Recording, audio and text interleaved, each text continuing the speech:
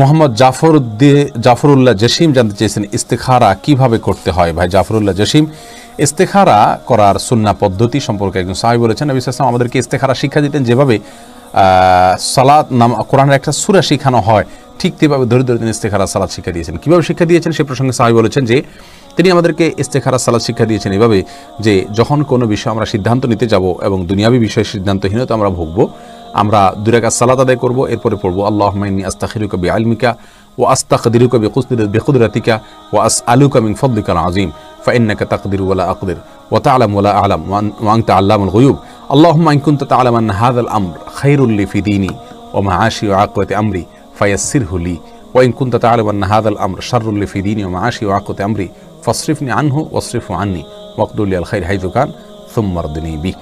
এই দোয়াটি পড়বে 2 রাকাত সালাতের পরে, অর্থ বুঝে পড়ার চেষ্টা করবে।